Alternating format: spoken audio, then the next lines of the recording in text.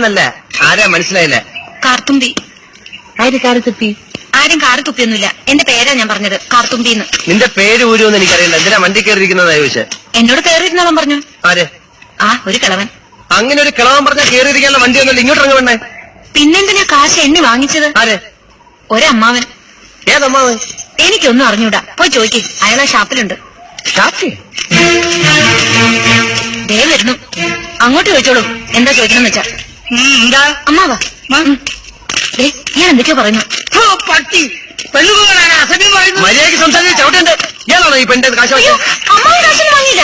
അമ്മാവൻ കാശ് വാങ്ങിച്ചത് പിന്നെ ഇയാളാണ്. ഇത് എന്റെ അമ്മാവനാ. പിന്നെ അമ്മാവൻ കാശ് വാങ്ങിച്ചില്ലെന്ന് പറഞ്ഞു. അമ്മാവൻ കാശ് വാങ്ങിന്ന് പറഞ്ഞത് ശരിയാ, പക്ഷേ ഞാൻ എപ്പോഴാണ് ഇതിന് കാശ് വാങ്ങിച്ചത്? അമ്മാവൻ കാശ് വാങ്ങിന്നല്ല ഞാൻ പറഞ്ഞത്. പറഞ്ഞു അമ്മാവൻ കാശ് വാങ്ങിച്ചെന്ന് പറഞ്ഞു. എന്റെ അമ്മാവൻ കാശ് വാങ്ങിന്നല്ല ഞാൻ പറഞ്ഞത്.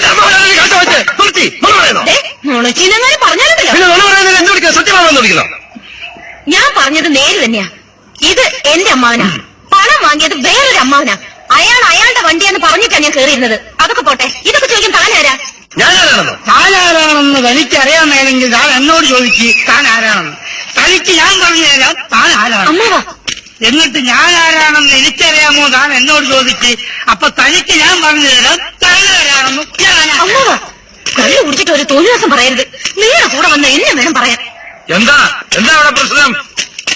ദേ വരുന്നു കാശ് വാങ്ങിച്ച ആള്. അങ്ങോട്ട് ചോദിക്കും. എന്താ?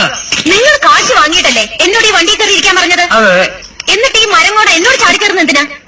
സംസാരിക്കണം. തനിക്ക് മാത്രം വഴി കാണുന്ന പെണ്ണുങ്ങളോട് വായി തോന്നി വിളിച്ചു പറയാല്ലേ? നിങ്ങൾ വെറുതെ വഴക്കുണ്ടാക്കണ്ട. ബസ് സമരം കാരണം ഇവര് വഴി കുടുങ്ങിപ്പോയി. അപ്പൊ വണ്ടി വെറുതെ പോവല്ലേ, ചേതമില്ലാത്ത ഉപകാരമില്ലാന്ന് വിചാരിച്ച് ഞാനും പറഞ്ഞു കയറിക്കോളാം. കാശ് ചെയ്യുന്നേ ഇവിടെ കാശ് ചെയ്യുന്നേ.